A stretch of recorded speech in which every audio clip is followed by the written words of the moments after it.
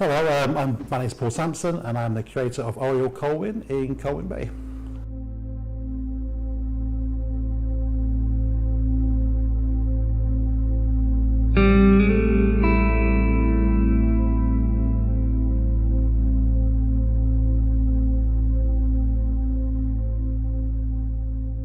I'm a former student of the HND photography course at Clondrico College, and I graduated there in 2011.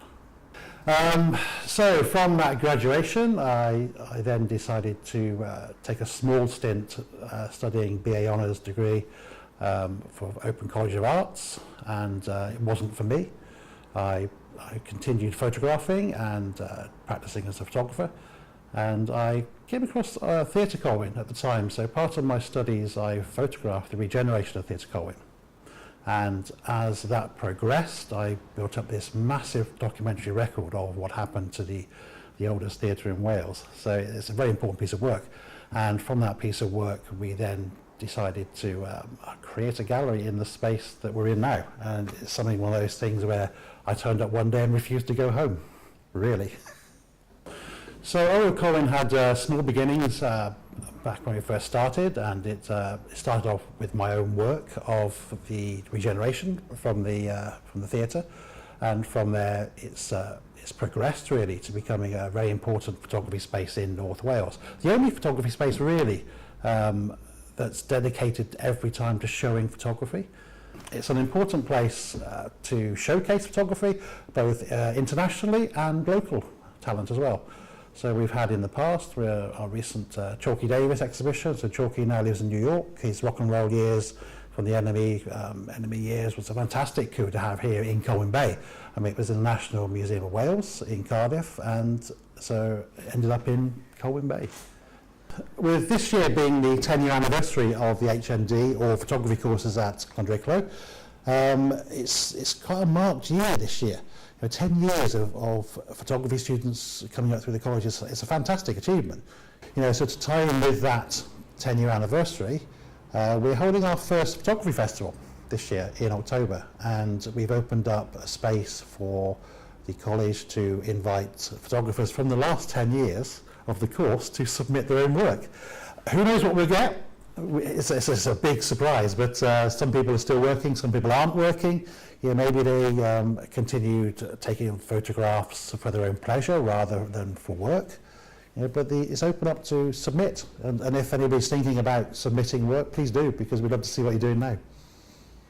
In my own photographic practice, I like to, I suppose it borders on the documentary style of photography. I have dabbled with the artistic and contemporary side of photography, but I tend to always come back to the documentary side. It's what really interests me as a person. And we see a strain through that in some of the exhibitions that go through the gallery as well.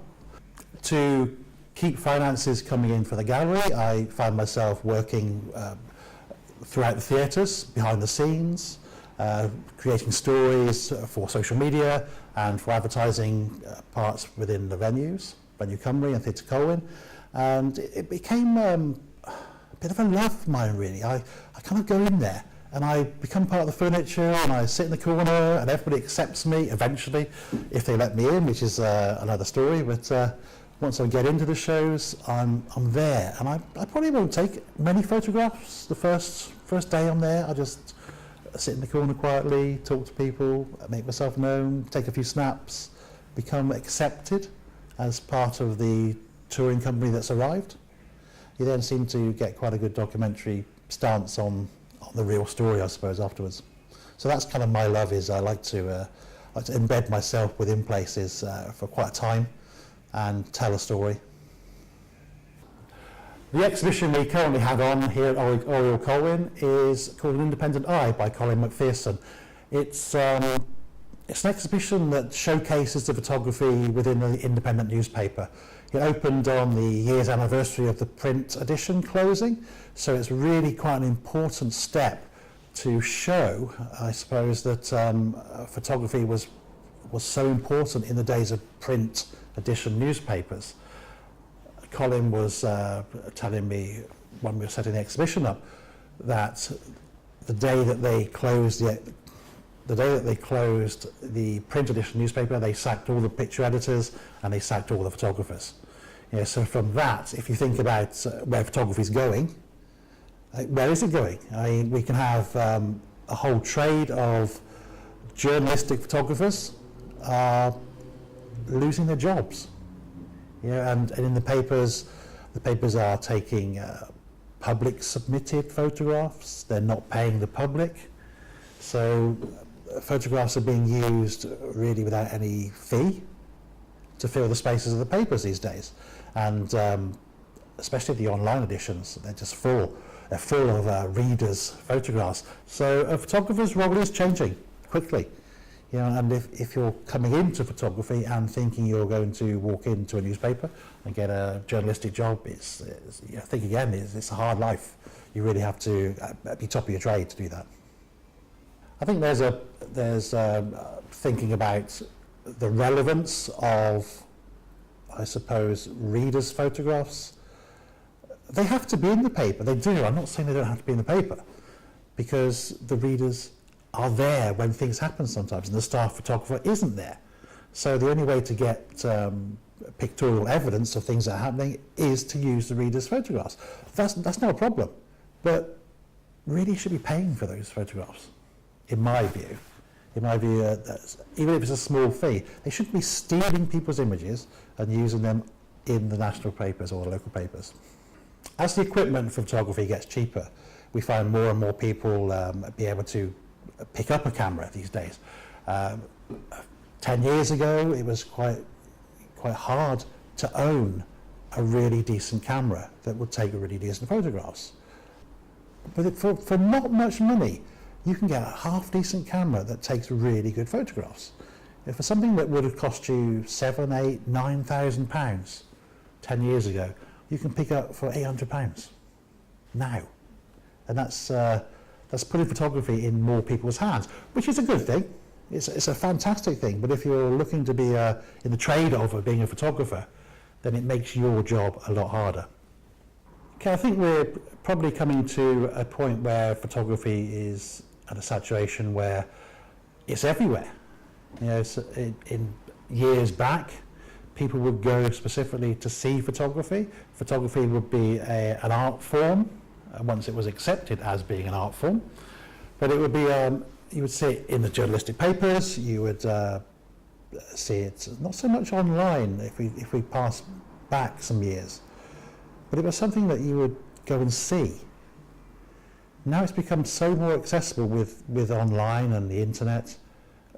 That is good because more people see the photography, but it also gives rise to a lot of stuff getting out there that probably isn't that good, but people think it's good. So where do we go from there? I don't know. It's a good thing that people are able to show their photographs, and I wouldn't put anybody's photography down. If it's something that they like doing, then who are we to say don't do it? It's not our job to say don't do it. It comes down to the photographer's eye. This is something that you learn with your trade over time. It's not something that a camera phone or a £800 camera can teach you.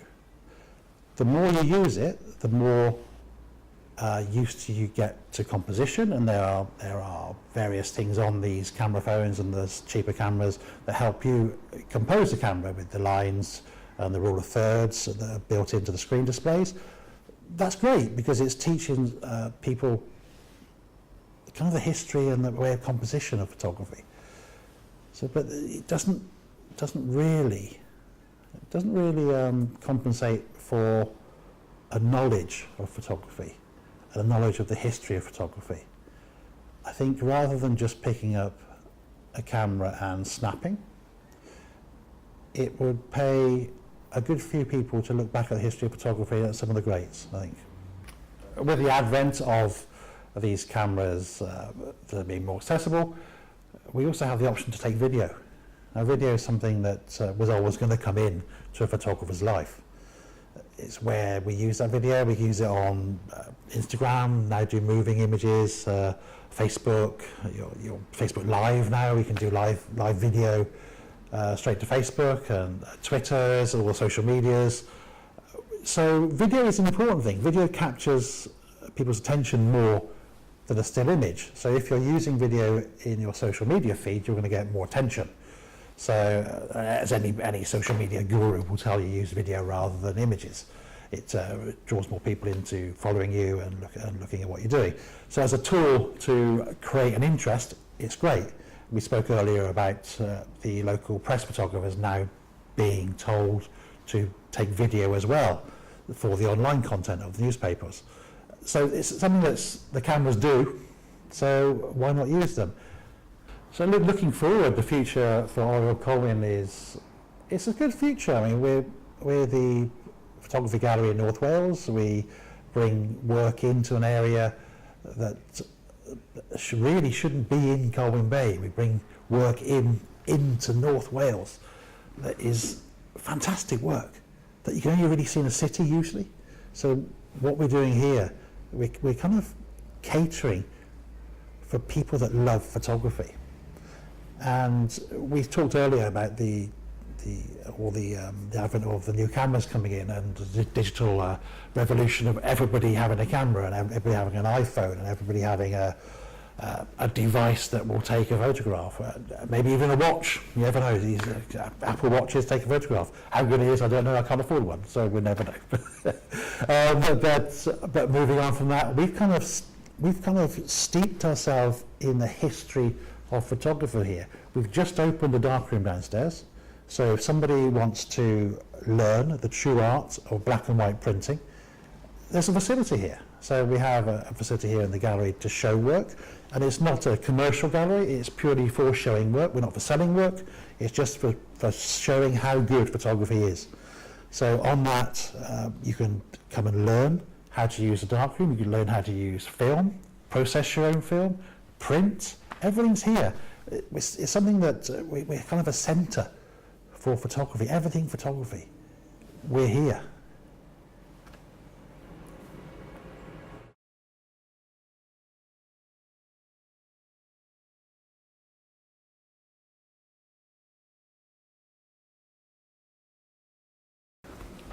And cut.